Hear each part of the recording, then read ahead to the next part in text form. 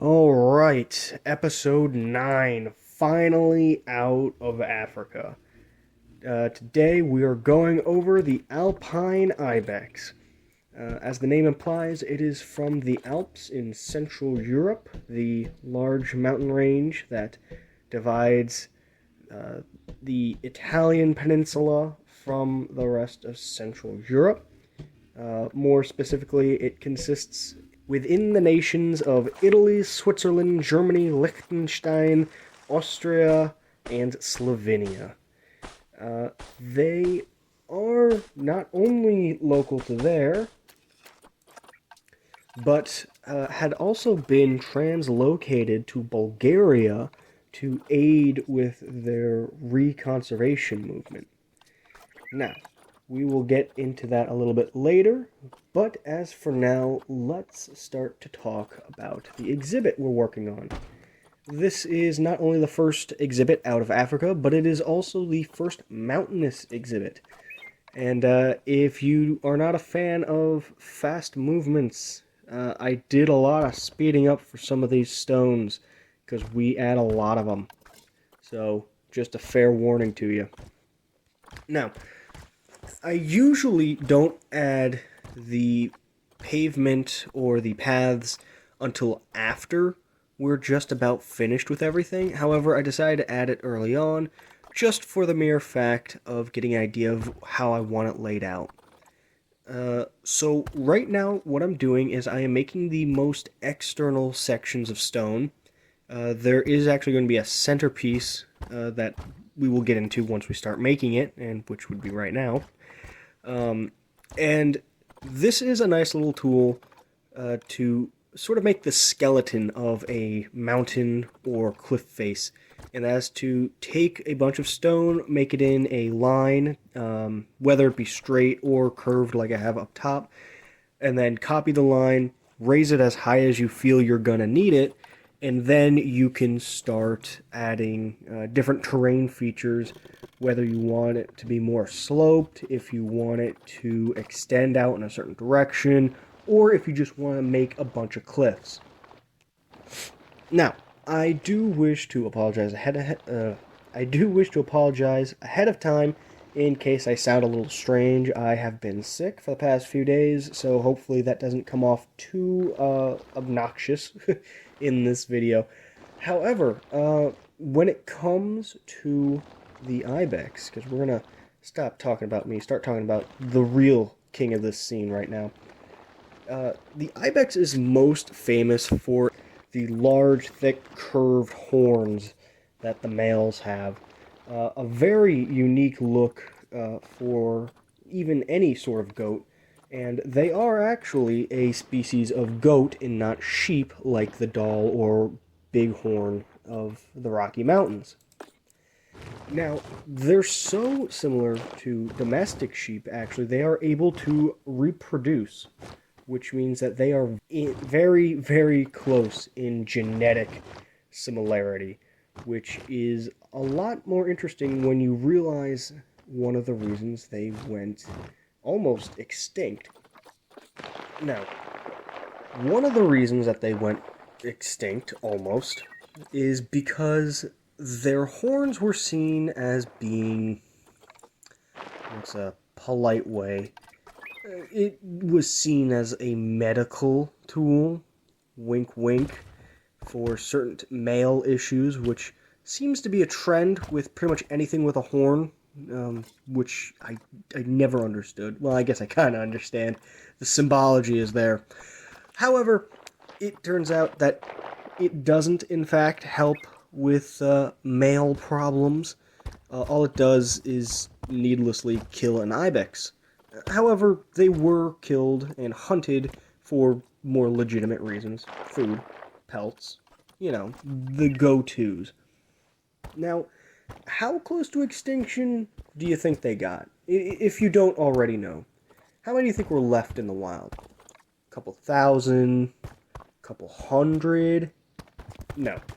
Actually, by the 19th century, due to overhunting, there was about 100 left in what is known as Gran Paradiso, And 100 is an unreasonably low number, and they suffer from that genetic bottleneck to this day. However, in 1820, hunting was banned in Italy under the decree of the king. So that truly helped with the conservation efforts for the animal. Now, before we go through the second Shyamalan twist, let's talk about the different placements of stones I've got here. So it's important when you're making a rocky environment that you don't want too much to be uniform. You want to have a few different types of rocks rotated in different ways to give it a more natural look. And that's sort of what I'm doing here. It gives it a bit more of that naturally messy look that, well, the world has. And on top of that, we're also going to be adding different sizes in different locations because with the Alpine Ibex, they love to climb. Obviously, they're a mountain-dwelling animal, and they are well fitted to jump around on rocks and climb all over your environment. So keep in mind you do want a high wall to keep them from jumping over. They are actually capable of jumping over 6 feet and climb almost 90-degree surfaces. Now, back to the conservation efforts. So, their numbers were on the rise, and they were getting close to thousands. And then, unfortunately, as per all good things, someone had to come and ruin it. And that someone was Benito Mussolini. During the fascist era of Italy, they had pretty much neglected any form of conservation effort, because of course they did. Don't trust fascists, no matter what they tell you. They aren't as good as you think. However, after the fall of the fascist government and the reinstitution of an Italian republic, they did in fact start to reintroduce the conservation movement for the Alpine Ibex, and now it is least concerned. It is not even vulnerable despite all the turmoil. However, as I said earlier, they do have a genetic bottlenecking issue, so there is a lot of inbreeding unintentionally in the Ibex community. Now, if you've noticed, I have pretty much removed an entire section of wall and copied it and flipped it around to the other side, and that is simply a great time-saving method, and I would highly recommend it whenever you get a chance. If I were to do all this by hand, this would be like an hour and a half long video, and I would probably have lost my mind. Now, back to the Ibex, let's talk about their social structure. And that is that they are both a herding animal, but also tend to stay divided between their sexual groups. That being bachelor and bachelorette herds until mating season. A bachelor herd or a herd of males can reach from 2 to 16, and a bachelorette or female herd will grow from 5 to 10, just about. And they usually only gather during mating season. Now, a little bit of more information is that not only can they breed with other ibex, obviously, as I said, they can interbreed with domestic goats. Now, an important note is that could have been one of the big things that saved the Alpine Ibex, the ability to reproduce successfully with domesticated goats, adding a little bit of that genetic diversity to help them from bottlenecking too hard when it comes to finding new mates and not being, unfortunately, inbred. Now, I actually, for the first time, had not jumped into their name specifically from the get-go, and that is because there's one other known name of the Steinbach, which is German for stonebuck, and then their Latin name, Capra ibex, which just means goat ibex. So, if that doesn't show the connection to the domestic goat. I mean, what else do you need? It's in the name. Now, culturally is where it gets both interesting and kind of lackluster. The ibex is actually one of the many animals found in the Neolithic European cave paintings.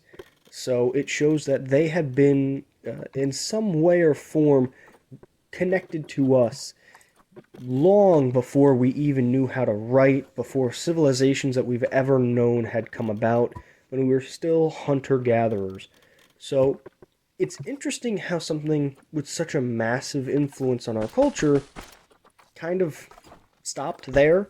There isn't too much that the ibex has on a cultural base other than being a general symbol of the Alps.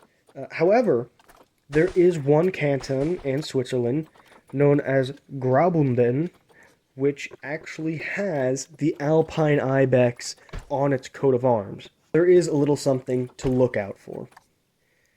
Now, as I stated, the Ibex are able to scale almost 90-degree surfaces, so it's important that when you make your wall, they do either are actually 90-degree straight up. As I roughly would put two of the large stones together.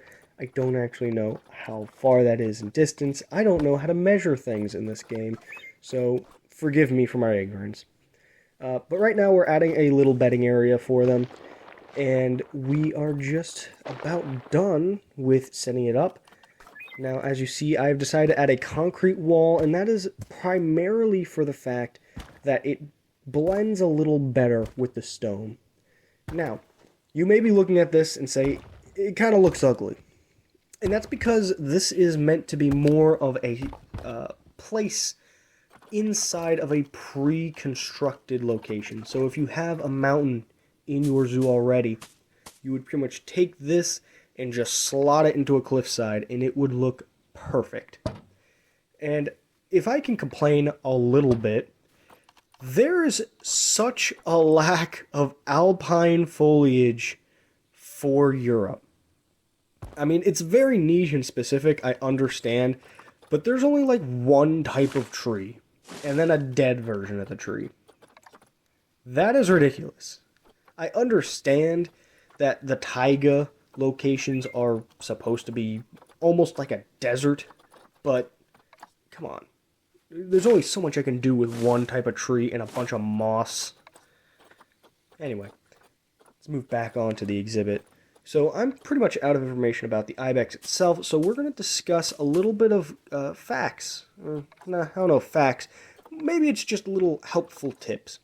So, to start off, if you see that centerpiece of stone there that was added specifically for, I believe, the doll sheep in that expansion, it will absolutely make a massive crater in the ground if you want to put it into the cliffside like I attempted to do at first.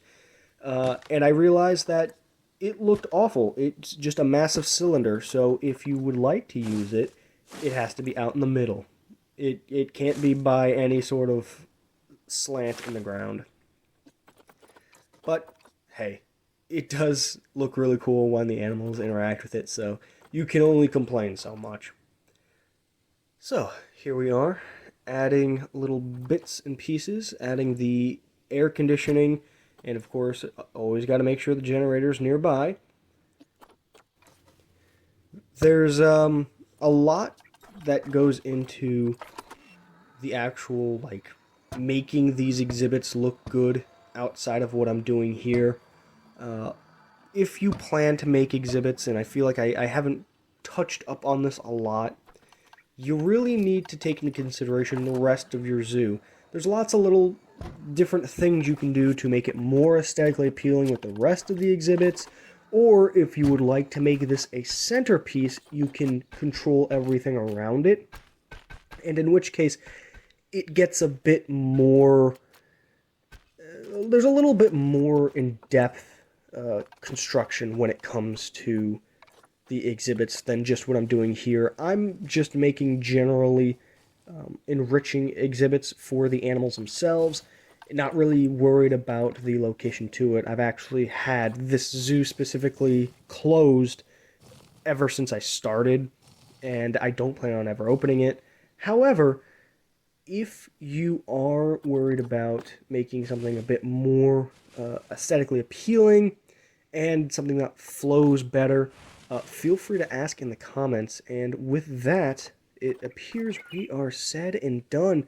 One little bit of information about the exhibit that I did change later on. Some of the stones I did have to lower, so do keep an eye on when you get your Ibex in the exhibit so that they don't escape like they had with me, because they are clever and they really do jump higher than you think. So, thank you for watching. If you enjoyed, please leave a like and a comment.